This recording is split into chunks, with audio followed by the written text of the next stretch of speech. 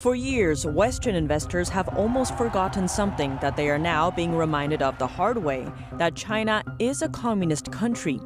Recent moves by Chinese authorities have sent Chinese stocks plummeting, washing away billions of dollars and causing many to question, is China still investment worthy? And what are the risks involved? We explore what's happening with China's finance sector and what U.S. investors need to know before buying in. Welcome to China in Focus. I'm Tiffany Meyer. In another special report, we talked about how Wall Street's love affair with Beijing is causing concerns. There, we explored how Wall Street pumps investors' money into the Chinese regime and why. Now, that love affair continues, but as China behaves more and more like an abusive boyfriend, Wall Street still chooses to stand by the country.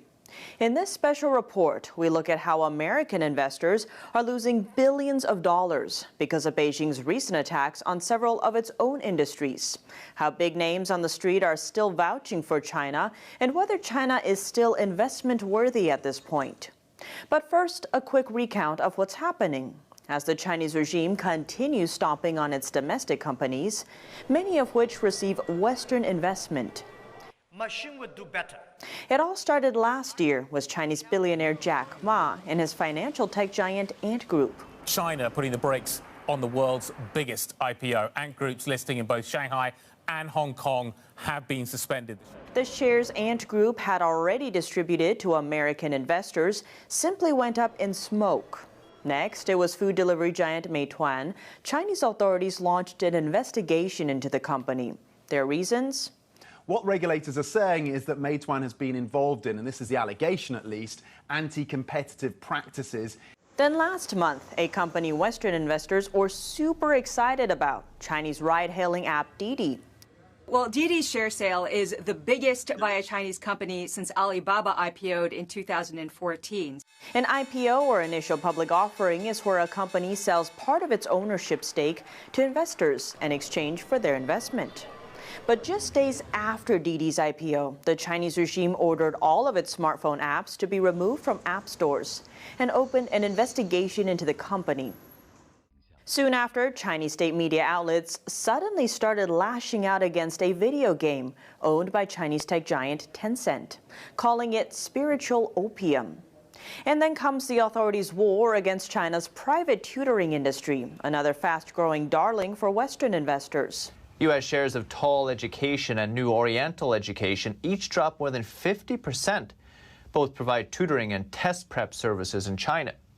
It's just after news the Chinese regime is barring tutoring for profit in core school subjects. One trader says the pain of regulatory uncertainty has caused many to just give up on Chinese tech stocks. This series of actions isn't just harming Chinese companies. Last month, a Wall Street Journal reported that investors lost hundreds of billions on China in July. And that money isn't from Chinese investors. It's cash from American investors. They are killing us. I mean, they know that we own these stocks, and they're showing no mercy. To watch today's full special report, click the link in the description down below. We are working with Epoch TV, and all Friday special reports are published there in full length.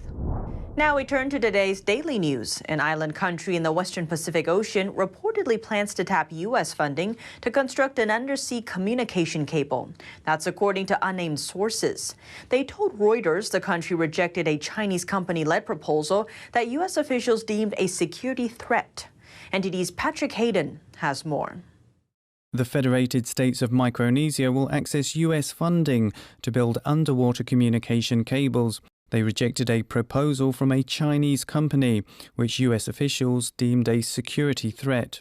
One expert says the United States' Trump-era initiative to counter China's financial involvement with smaller nations' infrastructure is continuing. It's certainly a push, I think, that this administration is looking into as well. And so it's good to see that, we can kind of step up on this. Underwater cables have far greater data capacity than satellites. In recent years, the US has been supporting communication projects in the region to counter China's influence. There is a lot of Chinese money going around, which a lot of these places, rightfully need. They need infrastructure. both physical and digital. They need investments from abroad to help them sort of with their own economic development. Beijing has consistently denied any intent to use cable infrastructure for spying. It'd be a shame for them to, supply them with all these undersea cables, and then eventually one day we find out that the CCP has full access to all the information that's traveling through them. So anonymous Reuters sources say the US will contribute funds to a line that would connect 2 of its 4 island states. It would replicate part of a route proposed under a previous $72 million project. That one was cancelled in June after Washington raised concerns the contract would be awarded to Huawei and a Chinese optical cabling company, Huatong. Micronesia's 4 islands have a population of about 116,000. The US-funded cable that's to be built will likely link another underwater cable that connects the US territory of Guam. That's according to one source close to the matter. Patrick Hayden, NTD News. Between 40% and 60% of the undersea cables are controlled by Huawei and other Chinese telecom companies. Sources say funding for the Micronesia project will come from President Biden's American Rescue Plan. EU-Taiwan relations may be seeing a historic leap forward. The European Parliament Committee on Foreign Affairs approved a proposal to ramp up EU-Taiwan political ties, a move that China strongly opposed on Thursday. The EU-Taiwan Political Relations and Cooperation Report passed at a landslide 60-4 vote. It will go to the European Parliament next month. The report tells Beijing to cease all action that jeopardizes the status quo in the Taiwan Strait. It recommends that the EU start a bilateral investment deal with Taiwan and hold more high-level official talks. The Chinese mission to the EU voiced strong opposition to the proposal's passage. The mission spokesperson said it goes against the One China principle. It told the EU to correct its, as they called it, wrongdoings. Whereas Taiwan's foreign ministry thanked the committee. It said Taiwan looks forward to even stronger Taiwan-EU ties. Taiwan's Democratic Progressive Party, the ruling party, said the report's passage marks a historic leap in Taiwan-Europe relations. China's Twitter-like microblogging service Weibo tightening speech censorship on its platform. In a few days, it suspended nearly 160,000 users and permanently erased more than 50 popular channels. Some Chinese people are saying the Cultural Revolution 2.0 has arrived. Chinese social media platform Weibo is coming down hard on free speech. It announced Monday that anyone posting negative comments on official accounts for government offices or state-run media outlets would be considered to be stirring up trouble. After the announcement, Weibo rapidly suspended nearly 160,000 accounts. The suspensions are set to last anywhere from 1 week to 3 months.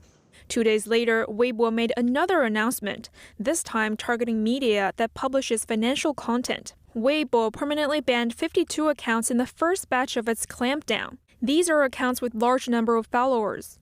2 of them have over 1 million followers, and 25 have from 100,000 to 1 million followers. A Chinese resident gives us his view. China has the world's most stringent censorship. A little bit of sensitive content will be deleted and blocked. Financial content will surely be classified sensitive because you're not allowed to talk negatively about the Chinese economy. People cannot even say they think the Chinese stock market is going to fall. Everything is for stability. And some channels meant simply for a laugh were also banned as a financial platform. That surprised many. Many sensitive words are blocked. You know, Sina.com, they would rather kill 1,000 by mistake than spare one. That's insane. That's the Cultural Revolution 2.0. NTD called Weibo's parent company Sina on Friday and was told if you want to inquire about the blocked account, you must be the account holder and provide the first 3 digits of your password. The Sina clerk told us they're not authorized to check accounts for non-account holders. An influential Chinese economist is warning against Beijing's clampdown on various Chinese companies and sectors. Zhang Weiying says excessive state intervention in the economy will hurt jobs and consumers. He says it won't lead China to common prosperity, but to poverty. Intervention meaning stern measures against entrepreneurs and the wealthy. And his concerns are gaining recognition in China. One of China's top think tanks, the Chinese Economists 50 Forum, published his analysis. Zhang has long been a critic of big government. He supports a free economy. He believes a free economy allows poor people to forge a route to better circumstances. He says if we lose our faith in the market and introduce more and more government intervention, China will only go into common poverty. In China, voices of opposition such as Zhang's are rare, and Beijing continues to ramp up its clampdown on a range of sectors in China. China's chipmaker SMIC says it will invest nearly $9 billion to build a plant in the country. The move comes amid a global shortage of chips. The domestic expansion also aligns with Beijing's push to be independent in the sector. Capacity expansion plans have been spurred by temporary shutdowns in the automotive and electronics industries. The new plant will be a joint venture mostly owned by SMIC. SMIC is partly backed by China's state-affiliated chip fund. That's why it's on a U.S. blacklist that restricts it from receiving manufacturing equipment from U.S. suppliers. Those sanctions disrupted the company's plans to move into high-end chip making.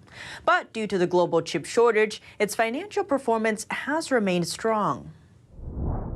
Now we look to North Korea. The isolated country has rejected about 3 million virus vaccine doses from China. North Korea says these vaccines would be best sent to severely affected countries. But a think tank says North Korea isn't keen on Chinese vaccines, partly due to concerns that they are not as effective. North Korea has shown interest in shots made in Russia. North Korea has not reported any CCP virus cases.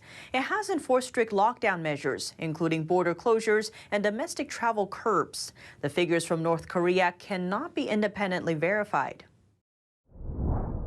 A herd of wild elephants are nearing their original home after a trek of over 800 miles. The 14 elephants were spotted in southwest China's province of Yunnan on Wednesday. Chinese state media outlet CCTV says their trek captured the public's imagination. The elephants were filmed crossing a bridge over the Amo River. They must take this route to return to their original habitat. According to the report, the herd is now around 60 miles from where they set out in Xishuangbanna, which borders Myanmar and Laos. The herd left there last March. They then moved to settle in a protected habitat in Por. And in April this year, 15 of the elephant family left Por. They were guided by baits and barriers set up to steer them away from highly populated areas and back to their original home. And that's all for today's China in Focus. But before we go, we have a sneak peek of next Friday's special report about the space war. China is stepping up its space exploration goals. Just this year, it sent 3 astronauts rocketing up to its own space station, a facility still under construction, with an expected stay of 3 months. But the country appears to have even bigger orbital aspirations. 谁开发谁利用。如果今天我们能去而不去，我们后人就会在太空权益上遇到我们今天在海洋问题上一样的问题。为了维护我们的太空权益，我们一定要去。Some say Beijing's ambitions seek to challenge U.S. dominance in space, first on the moon and maybe one day on Mars. Tune in to our next special report, where we explore where China's space program is headed and the motivations behind it. Thanks for watching, and see you next time.